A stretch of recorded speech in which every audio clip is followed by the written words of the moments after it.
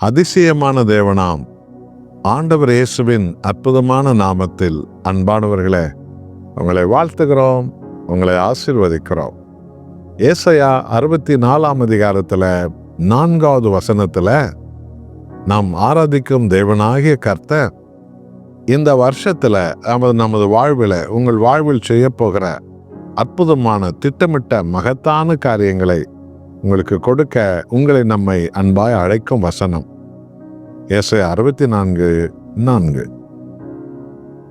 தேவனே, உமக்கு காத்திருக்கிறவர்களுக்கு நீ செய்பவைகளை நீரே அல்லாமல் உலக தோற்றம் முதற்கொண்டு ஒருவரும் கேட்டதும் இல்லை, செவியால் உணர்ந்ததும் இல்லை, அவைகளை கண்டதும் இல்லை. அல்லேலூயா. காத்திருங்கள். அப்போஸ்தலர் 1:5 வசனம், நீங்கள் எருசலேமை விட்டு போகாமல் என்னிடத்தில் கேள்விப்பட்ட பிதாவின் வாக்குத்தத்தம் நிறைவேற காத்திருங்கள் என்று சொன்னார்.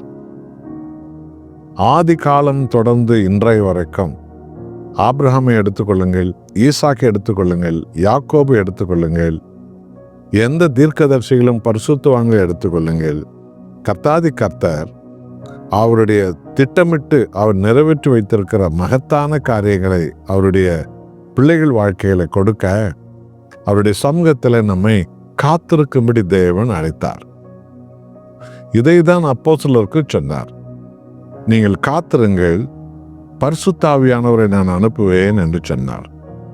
ஆம், அன்றைக்கே பரிசுத்த ஆவியானவரை ஆண்டவர் இயேசு கொடுத்திருக்க முடியுமா? முடியும்.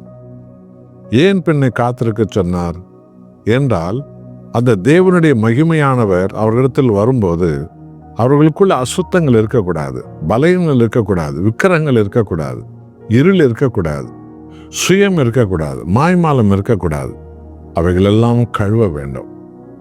இதே போலதான் உங்கள் ஒவ்வொருடைய நம்முடைய வாழ்விலும் தேவன் உங்களுக்கு வைத்திருக்கிற அற்புதமான எதிர்காலம், அற்புதமான ஒரு வீடு, ஒரு நிலம், ஒரு பணம், ஒரு வாகனம், அற்புதமான ஒரு அபிஷேகம், அற்புதமான ஒரு தலைமுறை, அற்புதமான நீங்கள் எதிர்பார்த்த ஒரு உயர்வு, நீங்கள் எதிர்பார்க்கிற ஒரு பெரிய கம்பெனி, நீங்கள் எதிர்பார்க்கிற ஒரு பெரிய எதிர்கால ஆசீர்வாதங்கள் காத்திருக்க வேண்டும்.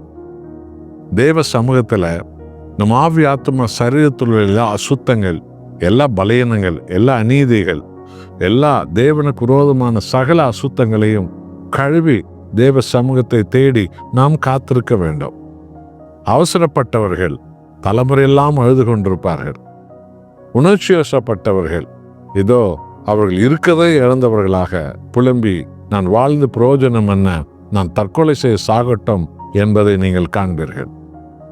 ஆனால் பொறுமையோடு காத்திருக்கிற பிள்ளைகளோ, காத்திருக்கிற பெரியோர்களோ, காத்திருக்கிற விசுவாசியோ, காத்திருக்கிற ஊழியக்காரிகளோ தேவனுடைய மகத்தான பலனை காண்பார்கள். இதைதான் அப்போஸ்தலர் வாழ்விலும் காணலாம். அவர்கள் காத்திருந்தார்கள். தங்கள் பாவங்களை அறிக்கையிட்டு அழுது மன்றாடி காத்திருந்தார்கள். ஆவியானோர் வந்தார், அவர்கள் வழியாக மகிமையானவைகளை செய்தார். அவர்கள் நிழல்கள் வியாதியஸ்தர்களை குணமாக்கியது. அவர்கள் வாய் வார்த்தைகள் பல ஆயிரம் லட்சக்கணக்கான மக்களை மனம் திருப்பியது. காத்திருங்கள்.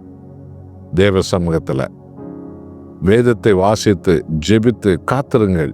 அருமையான தங்கச்சி தம்பிமார்களே, அம்மா ஐயாமார்களே, அருமையான ஊழியக்காரர்களே, ஆண்டவராக இயேசுவின் சமூகத்தில் காத்திருப்பதை, அந்த அபிஷேகத்தை பெற்றுக்கொள். காத்திருக்கும் போது தேவனுடைய அற்புதமான திட்டங்கள் என்னுடைய வாழ்வையில மகிமையாக அது மாறுவதை நீங்கள் காண்பீர்கள். ஜெபிப்போமா.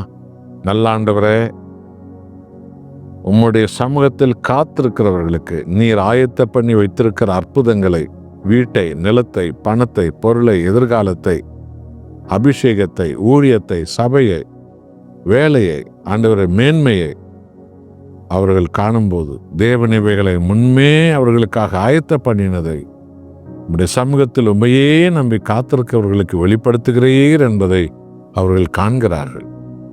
உமக்கு நன்றி ராஜா. இயேசுவின் நாமத்தில் பிதாவே, ஆமென்.